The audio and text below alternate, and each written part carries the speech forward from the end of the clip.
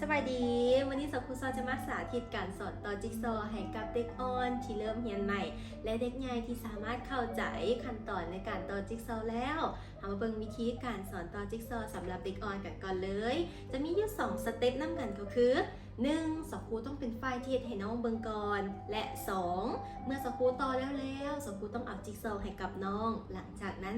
แนะน้องๆไปตามเส้นทางตามรูปแบบที่ครูได้เอาวางไว้ให้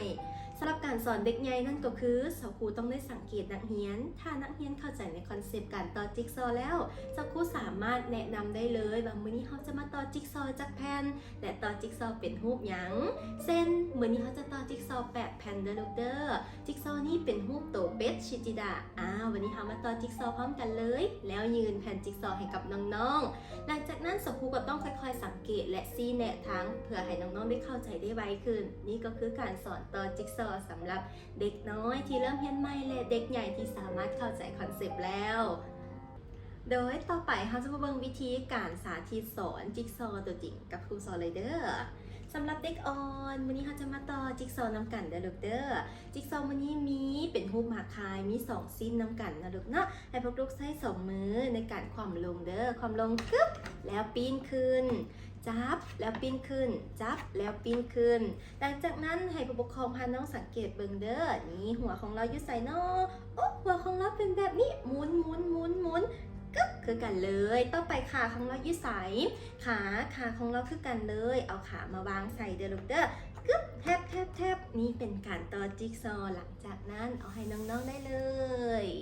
โดยขับใจนี่เป็นการสอนต่อจิ๊กซอว์สำหรับเด็กอ่อนโดยต่อไปเราจะมาเบิ่งวิธีการสาธิตสอนจิ๊กซอว์สำหรับเด็กใหญ่น้ำกันเลย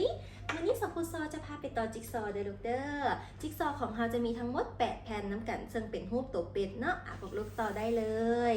หลังจากนั้นให้น้องๆสังเกตเบิ่งถ้าน้องๆเริ่มเข้าใจแล้วก็ค่อยๆปะให้เพิ่นเฮ็ดไปก่อนในระยะหนึ่งแต่ในกรณีหนึ่งถ้าเด็กน้อยยังบ่ทันเข้าใจคอนเซปต์หรือยังงงๆอยู่เราสามารถแนะได้โดยการบอกน้องหัวของเราอยู่นี่เด้อเราอยู่นี่บ่ลูกต้นไม้สีบัวอยู่นี่สุดสีบัวของเราอยู่นี่บ่หรือสุดสีเหลืองของเราคือกันเลยได้ลองเอาวางลงเบิ่งดูสามารถแนะได้เด้อในกรณีที่น้องๆยังบ่สามารถเฮ็ดได้ด้วยตนเองนี่เป็นการต่อจิ๊กซอว์เนาะ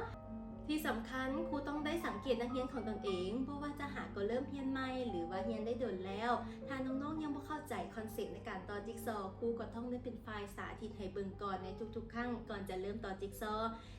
การต่อจิ๊กซอว์นี้ก็เพื่อสอนให้น้องๆได้เข้าใจวิเคราะห์และสังเกตสิ่งต่างๆไม่ว่าจะเป็นการแก้ไขปัญหาการฝึกสมาธิให้น้องและการฝึกกล้ามเนื้อมือให้กับน้องๆพร้อมได้นี่เป็นเหตุผลที่เป็นอย่างเราต้องฝึกการต่อจิ๊กซอว์ให้กับน้องๆ